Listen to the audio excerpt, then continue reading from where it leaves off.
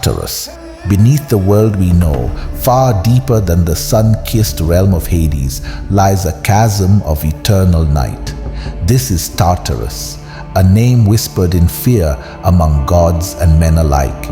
It is said if an anvil of bronze is dropped from the heavens, it would take 9 days and 9 nights to crash into its unyielding depths. Tartarus was born with the very fabric of the cosmos, a sibling to Gaia, the earth, and Eros, the force of desire. It is a place of raw, primordial darkness, of swirling mists and the howling of unseen storms. Those who dwell within are not the quiet dead, but beings whose wickedness threatened the very order of existence. The first to be cast down were the mighty Titans. Once the unchallenged rulers of heaven and earth, they dared to wage war against the young Olympian gods. Defeated and overthrown, they are now shackled to obsidian rocks. Their once glorious forms are racked with unceasing pain, their power shattered, their pride a distant memory that only adds to their suffering. But there are others whose sins earned them this endless despair. Here stands Tantalus, his mortal arrogance reaching heights that rivaled the gods. Blinded by pride, he dared to test the gods by serving them the flesh of his own son. Now his punishment is a reflection of that monstrous act. He stands in a crystal clear pool, its waters receding as he tries to quench his thirst, while ripe fruit sways just beyond his starving grasp. Then there is Sisyphus, the cunning king who sought to cheat death itself, strains against fate in Tartarus. A master of trickery, he once captured Thanatos, the personification of death, seeking to extend his own mortal life.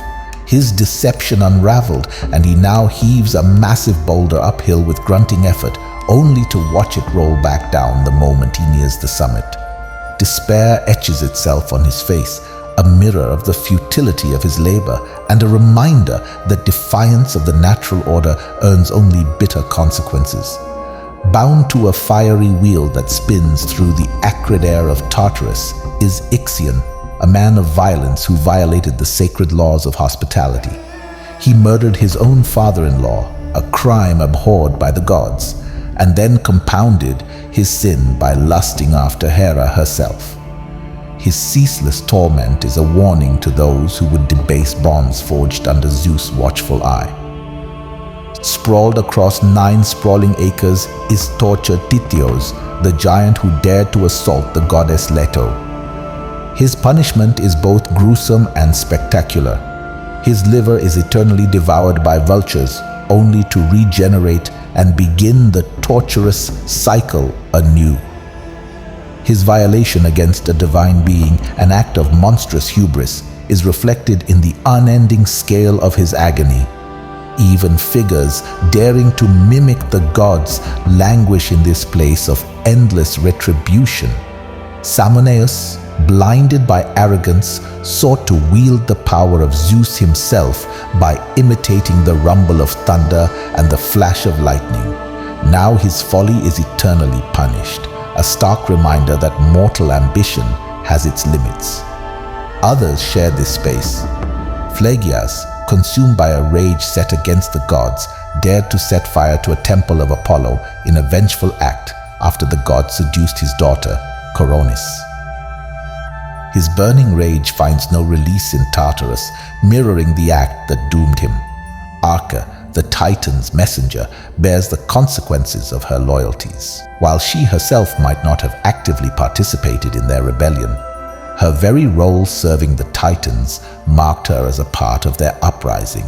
Her punishment serves as a reminder that even indirect involvement in challenges to the cosmic order can ripple into unforeseen and devastating consequences. One might even find a figure as seemingly innocent as Ocnus. The details of his offense are lost to the mists of time, yet eternally he braids a rope of straw which a donkey relentlessly devours. His work can never find completion, forever undone by the beast, a cruel reflection of the cyclical hopelessness that pervades Tartarus.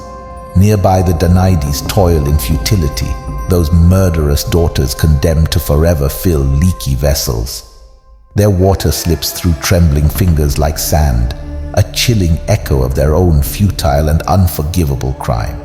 Their murdered husbands were their kin, making their transgression even more severe in the eyes of the gods. Guarding this desolate realm are the Hekatonchires, the hundred-handed ones. Once imprisoned here themselves, these vast beings now embody the strength and ruthlessness of Tartarus. To even behold them is to understand that escape is a dream best left unformed. Tartarus is a reminder that actions bear consequences, and some choices lead to this desolate eternity, a place where the shadows themselves wail in unending torment.